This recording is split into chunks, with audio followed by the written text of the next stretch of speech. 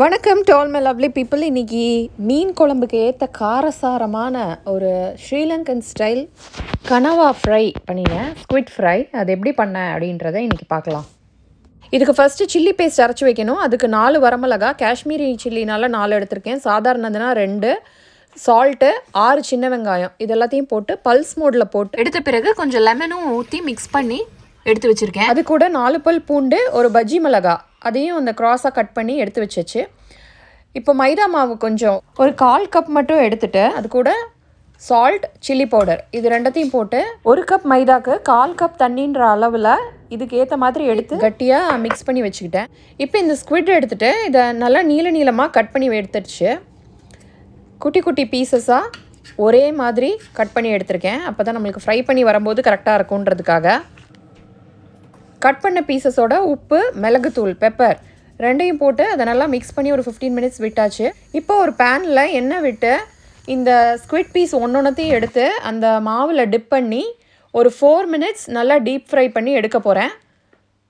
இந்த மாவு ரொம்ப தண்ணியாக கரைச்சிருந்தோன்னா அந்த பீஸில் எல்லாம் ஒட்டவே ஒட்டாது. அது கட்டியாக கரைச்சாதான் அது நல்லா ஒட்டி இந்த டீப் ஃப்ரை பண்ணும்போது அந்த மாவோடு சேர்ந்து இந்த ஸ்குவிட்டும் நல்லா ஃப்ரை ஆகி வரும்.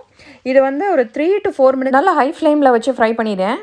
இப்போது நான் 4 மினிட்ஸ்க்கு அப்புறம் எனக்கு இந்த மாதிரி ஆயிடுச்சு. நல்லா இதே மாதிரி நான் ஒரு பீஸையுமே உள்ளே போட்டு ஃப்ரை பண்ணி எடுத்து வச்சுக்கிட்டேன்.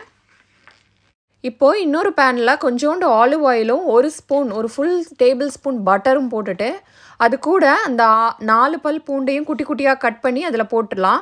அதுக்கப்புறமா அந்த சில்லி பேஸ்ட், அரைச்ச சில்லி பேஸ்ட்டு அத்தனையுமே நான் போட்டுட்டேன். இதுக்குள்ளே போட்டுட்டு லைட்டாக ஒரு சாட்டே பண்ணி ஒரு 1 மினிட் இருக்கட்டும். 1 மினிட் மட்டும் நல்லா சாட்டே பண்ணிவிட்டு அது கூட இந்த பஜ்ஜி மிளகா கட் பண்ணி வச்சதையும் உள்ளே போட்டாச்சு.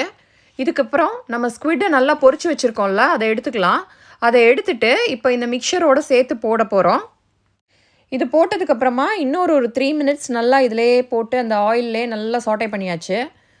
இப்போது இந்த மசாலாலாம் இதுக்குள்ளே நல்லா இறங்கிடுச்சு. அதுக்கப்புறமா ஸ்ப்ரிங் ஆனியன்ஸ் கொஞ்சோண்டு கட் பண்ணி வச்சுட்டு அந்த ஸ்ப்ரிங் ஆனியன்ஸை மட்டும் இது மேலே போட்டு ஒரு 1 மினிட் அப்படியே வச்சுட்டு அதுக்கப்புறமா இறக்கிட்டேன்.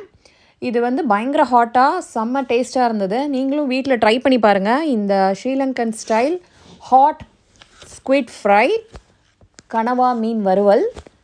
அடுத்த வீடியோவில் சந்திப்போம். நன்றி.